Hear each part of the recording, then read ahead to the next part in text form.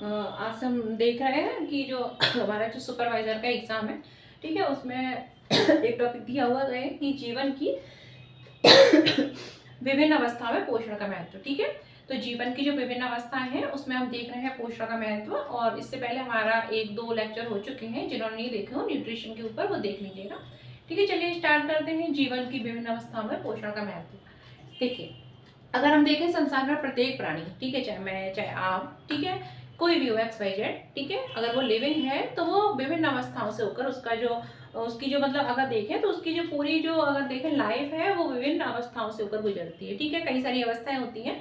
ठीक है, जब वो अपने माँ के गर्भ में होता है तो उस अवस्था को बोलते हैं गर्भावस्था। उसके बाद जब उसका जन्म होता है, ठीक है, तो उसका शैशवावस्था होती है। उसके बाद जब वो थोड़ा बड़ा होता है, ठीक है, शिशु से थोड़ा चलने लगता है, बाल अवस्था होती है। बाल अवस्था में काफी सारी मस्ती करते हैं। उसके बाद आ जाती है हमारी, अगर देखें तो बाल्यावस्था के बाद फिर किशोरावस्था, बाल अवस्था जो खत्म होती है, किशोरावस्था, तरुणावस्था। ठीक है, उसके बाद अगर देखें तो वयस्कावस्था, एंड फिर अगर देखें तो वृद्धावस्था। ठीक है, तो ये हमारे जो जीवन है उसमें विभिन्न अवस्थाएं होती हैं। प्रत्येक लिविंग, ठीक है, मनुष्य अगर है तो उसमें विभिन्न अवस्थाएं चलती हैं। अगर हम देखें तो हमारा जो संसार है, ठीक है, तो उसमें प्रत्येक प्राणी कहाँ से लेके भ्रूण अवस्था, जैसा कि मैंने आपको बताया, ठीक है, जब वो अपनी माँ के गर्भ में होता है, भ्रूण रूप में होता है, तो भ्रूणावस्था से लेकर वृद्धावस्था तक, ठीक है, विभिन्न अवस्थाओं से मतलब विभिन्न चरणों से होकर गुजरता है। ठीक है, विभिन्न प्रकार के चरण उसके जीवन में आते हैं, लेकिन हमको सारे नहीं पढ़ने हैं। ठीक है, हमको सारे नहीं पढ़ने हैं, हमको सबसे इम्पोर्टेंट जो अवस्थाएं होती हैं, चरण होते हैं, ठीक है, उनको ही पढ़ना है। ठीक है, वो कौन से चरण है सबसे इम्पोर्टेंट, तो वो चरण वो है क्या, उसके बाल्यावस्था के, गर्भावस्था के। ठीक है, जिस दौरान क्या होता है, उसका संपूर्ण विकास होता है। बाल्यावस्था एक ऐसी अवस्था है जिसमें कि उसका संपूर्ण विकास होता है। बाल्यावस्था में ही सबसे अधिक पोषक तत्व की, ठीक है, किसी भी व्यक्ति को आवश्यकता होती है। तो बाल्यावस्था जो है सबसे महत्वपूर्ण अवस्था है। उसके बाद अगर देखें तो गर्भावस्था भी सबसे महत्वपूर्ण है। ठीक है, गर्भावस्था के दौरान जो भ्रूण होता है, ठीक है, वो किससे पोषण प्राप्त करता है, अपनी जो माँ है उसके द्वारा ही पोषण प्राप्त करता है। ठीक है, चलो देखते हैं थोड़ा।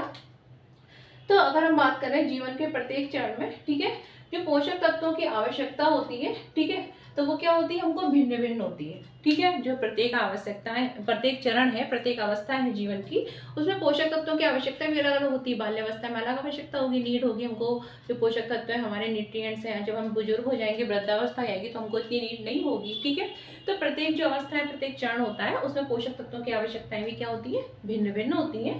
ठीक है, अगर हम बात करें प्रत्येक प्राणी, ठीक है, उसके जीवन काल में मुख्यतः 3 अवस्थाएं ऐसी होती हैं। ठीक है, 3 सबसे महत्वपूर्ण अवस्थाएं। वैसे तो बहुत सारी अवस्थाएं होती हैं, लेकिन 3 वो कौन सी सबसे महत्वपूर्ण अवस्थाएं होती हैं, जिस दौरान उसका संपूर्ण विकास होता है। कैसा विकास होता है, उसका शारीरिक और मानसिक विकास होता है। ठीक है, तो बात करें अगर हम हमारे जीवन काल में 3 सबसे महत्वपूर्ण अवस्थाएं एक ऐसी होती हैं जिसमें कि किसी भी व्यक्ति का शारीरिक और मानसिक विकास होता है। कैसा विकास होता है, शारीरिक और मानसिक विकास होता है। अब इन अवस्थाओं को देख लेते हैं। इन अवस्थाओं को हम किन नाम से जानते हैं, ठीक है, जरूरी है जानना। तो ये अवस्थाएं हैं जन्म के पूर्व की अवस्था, यानी कि जब वो गर्भावस्था में अपनी माँ के गर्भ में होता है। दूसरी है शिशु अवस्था, ठीक है, और थर्ड है प्रारंभिक किशोरावस्था। ये जो 3 अवस्था है ना, सबसे महत्वपूर्ण है।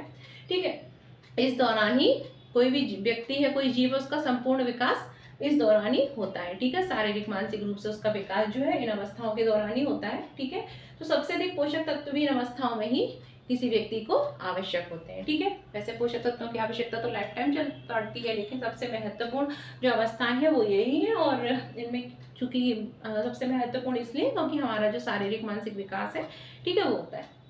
अब अगर हम सबसे पहली अवस्था देखें, हमको पहले पढ़ना इन अवस्थाओं के बारे में ही है। ठीक है, इतना वृद्धावस्था नहीं पढ़ना, वो आएगा भी नहीं। ठीक है, अगर हम देखें जन्म से पूर्व की अवस्था, तो जन्म से पूर्व की अवस्था क्या होगी, गर्भावस्था होगी, जब वो अपने माँ के गर्भ में शिशु होता है। ठीक है, भ्रूण है अपनी माँ के, बच्चा अपनी माँ के गर्भ में है, तो ऐसी अवस्था को क्या बोलते हैं, जन्म से पूर्व की अवस्था। ठीक है, इसमें क्या होता है, ये माँ के गर्भ में भ्रूण होता है और उसका विकास जो है वो उस माँ के गर्भ में ही होता है। ठीक है, माँ के गर्भ में ही क्या होता है, भ्रूण का विकास होता है, और वो पोषक तत्वों के लिए किस पर डिपेंड होता है, अपनी माँ से पर ही डिपेंड होता है। ठीक है, इसलिए गर्भावस्था के दौरान ऐसी महिला, ठीक है, जो गर्भ से है, उसको अगर देखें तो नॉर्मल कंडीशन, सामान्य अवस्था से अतिरिक्त उसको अतिरिक्त पोषक तत्वों की आवश्यकता पड़ती है, क्योंकि वो खुद तो पोषण ले ही रही होती है, साथ ही उसके द्वारा उसके जो भ्रूण है ना, उसका जो बच्चा उसके गर्भ में पल रहा है तो उसको भी पोषक तत्वों की आपूर्ति होती है। ठीक है,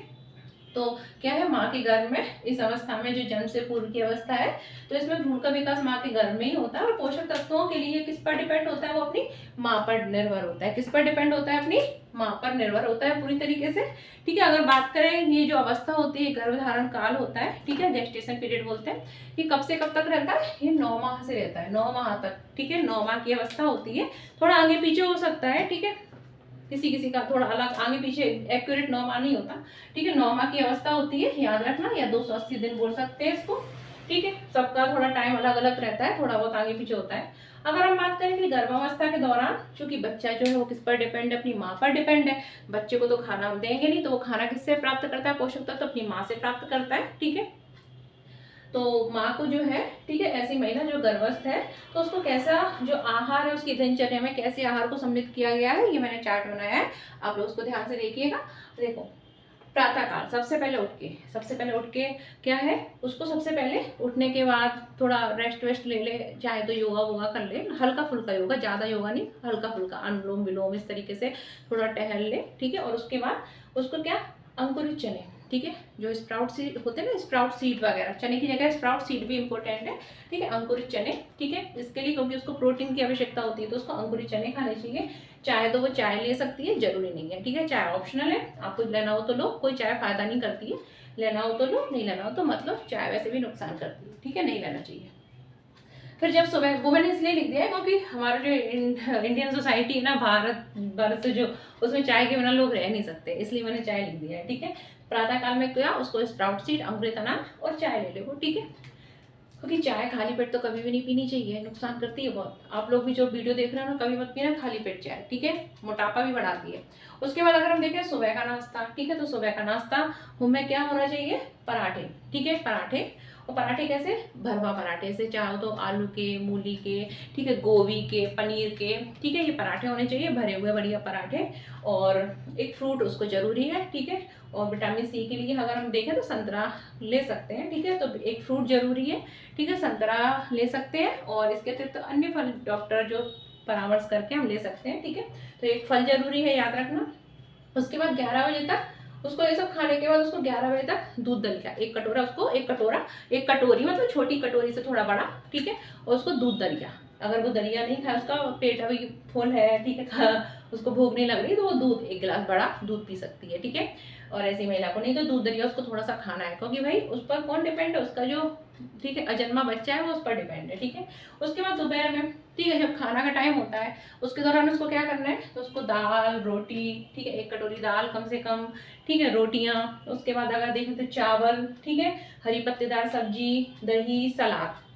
ठीक है, ये उसके भोजन में होना चाहिए। इसके अतिरिक्त उसको अगर कुछ लेना हो तो वो भी ले सकती है, लेकिन इतनी चीजें तो उसके में होना जरूरी ही है। ठीक है, तो ध्यान रखना, ये चीजें जो है वो उसके में होना जरूरी है। ठीक है, इसके अतिरिक्त वो चाहे तो कुछ और भी ले सकती है। ठीक है, इसके अतिरिक्त चाहे तो वो कुछ और भी ले सकती है। ठीक है,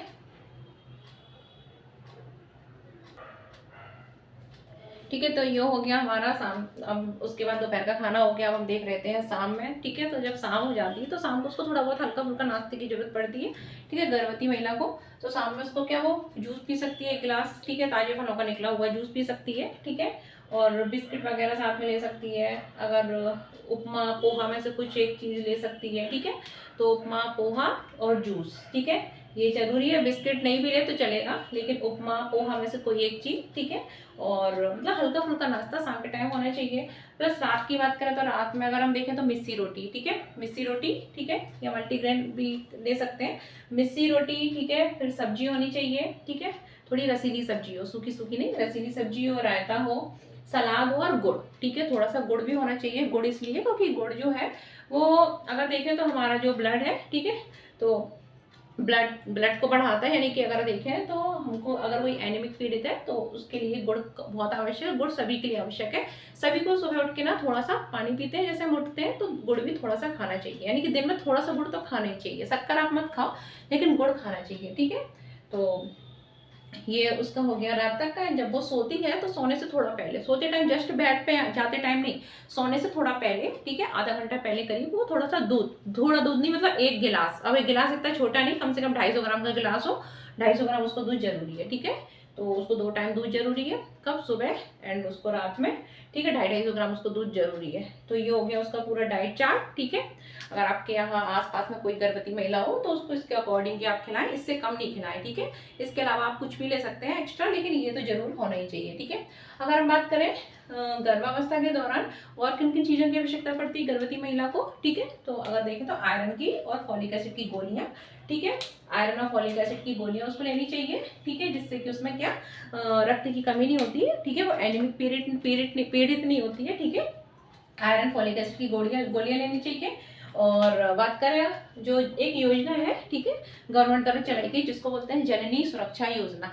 यह योजना जो है ना वो संस्थागत प्रसव को बढ़ावा देने के लिए चलाई गई है, जिससे कि जच्चा और बच्चा, मेन सरकार का उद्देश्य है संस्थागत प्रसव को बढ़ावा देना इस योजना का। और मुख्य उद्देश्य मेन ये है कि जच्चा बच्चा दोनों स्वस्थ रहें, क्योंकि हमारे गाँव में पहले क्या होता था, प्रसव जो होता था वो कहाँ होता था, गाँव में ऐसे ही हो जाता था, नॉर्मल जो दाइयाँ थी उनके द्वारा होता था, ठीक है। लेकिन हमारे जो इससे क्या होता था कि शिशु मृत्यु दर, ठीक है, और जो मातृ मृत्यु दर है, ठीक है, वो काफ़ी ज़्यादा हो रही थी, ठीक है। लेकिन क्योंकि वो क्या ट्रेंड प्रशिक्षित इतनी नहीं होती थी, तो इसलिए हमारी सरकार द्वारा मातृ मृत्यु दर और शिशु मृत्यु दर को कम करने के लिए संस्थागत प्रसव को बढ़ावा दिया गया, और इसके लिए एक योजना लाई गई जिसको बोलते हैं जननी सुरक्षा योजना, ठीक है। तो इसमें संस्थागत प्रसव की व्यवस्था की गई है, और इसमें क्या है, प्रसव के उपरांत जो कार्यकर्ता होते हैं, ठीक है, उनके द्वारा जानकारियां उपलब्ध कराई जाती हैं ताकि जच्चा बच्चा दोनों स्वस्थ रह सकें, ठीक है। दूसरा क्या है, थर्ड क्या है, अगर हम देखें तो उसका जो खनिज लवण, ठीक है, जो मिनरल्स होते हैं, न्यूट्रिएंट्स, हम लोगों ने पहले पढ़ा था, जिसने नहीं देखा हो वीडियो देख लेना। तो न्यूट्रिएंट्स जो है उसको, उनकी भी मात्रा उसको आवश्यक होती है, लेकिन नॉर्मल जो महिला है उससे कितना, देखें कि कैल्शियम है तो कैल्शियम की 500 मिलीग्राम मात्रा नॉर्मल सामान्य महिला से उसको ज़्यादा आवश्यकता होती है, क्योंकि उसके जो गर्भ में एक शिशु पल रहा होता है, ठीक है, गर्भस्थ शिशु की विकास के लिए उसकी बॉन वगैरह पूरा विकास होगा, तो उसको कैल्शियम की 500 मिलीग्राम अतिरिक्त आवश्यकता होती है सामान्य महिला की तुलना में। वहीं आयरन की 10 से 15 मिलीग्राम अतिरिक्त आवश्यकता होती है, ठीक है। इसलिए उसको हरे पत्तेदार सब्जियां खानी चाहिए, पालक वगैरह इसका सेवन करना चाहिए, गुड़ खाना चाहिए, ठीक है, क्योंकि गुड़ से क्या उसका जो ब्लड है, ठीक है, तो ब्लड जल्दी ब्लड बढ़ता है, और उससे क्या वो एनीमिक से नहीं रहती, ठीक है, एनीमिया उसको नहीं होता, खून की कमी नहीं होती, ठीक है। और क्या उसको ऐसा भोजन अपना खाना चाहिए जिसमें डाइट में सम्मिलित करना चाहिए जिसमें क्या फाइबर हो, ठीक है, क्योंकि फाइबर होने से क्या होता है कि जो उसकी जो आज जो है ना, उसकी जो इंटेस्टाइन है उसके जो आंकुचन जो गतियां हैं, ठीक है, कंट्रेक्टाइल मूवमेंट है वो अच्छे से होते हैं, इसलिए उसको फाइबर युक्त भोजन अपने आहार में सम्मिलित करना चाहिए, ठीक है। अगर शकरकंद वगैरह ये फाइबर युक्त भोजन होते हैं तो उसको अपने आहार में लेना चाहिए। एंड कैलोरी, अगर देखें नॉर्मल जो महिला है उसकी तुलना में गर्भस्थ महिला को 300 किलो कैलोरी जो अतिरिक्त कैलोरी, 300 कैलोरी की अतिरिक्त, किलो कैलोरी तो ऊर्जा की इकाई है, सॉरी, 300 कैलोरी अतिरिक्त, ठीक है, आवश्यकता होती है। तो महिला है अगर वो गर्भस्थ है तो उसको 300 कैलोरी अतिरिक्त ऊर्जा की आवश्यकता होती है, तो उसको ऐसा भोजन करना चाहिए जिससे उसको इतनी कैलोरी ऊर्जा प्राप्त हो सके, ठीक है। और प्रोटीन की बात करें तो प्रोटीन जो है सामान्य महिला की तुलना में गर्भस्थ महिला को अगर देखें तो नॉर्मल जो महिला को जितनी आवश्यकता होती है उससे 25 ग्राम अतिरिक्त आवश्यकता होती है, यानी कि उसको हर चीज़ जो है अतिरिक्त ही आवश्यकता पड़ती है, ठीक है, क्योंकि उसके अंदर क्या है, एक जीव जो है उसका विकास उसका पल रहा होता है, तो इसलिए उसका जो भोजन है, ठीक है, वो पोषक तत्वों से युक्त होना चाहिए, ठीक है, ताकि उसका और उसके बच्चे का संपूर्ण विकास हो सके। तो ये हो गया हमारा जीवन की विभिन्न अवस्थाओं में हमने पढ़ लिया। अभी गर्भावस्था यानी कि जन्म से पूर्व की अवस्था, इसके बाद हम पढ़ेंगे बाल्यावस्था, और उसके बाद पढ़ेंगे अगर देखें तो किशोरावस्था, ठीक है। तो जिन लोगों को वीडियो अच्छा लगा हो तो लाइक करो, शेयर करो, सब्सक्राइब कर लेना, ठीक है। मिलते हैं किसके साथ, बाल्यावस्था के साथ कल।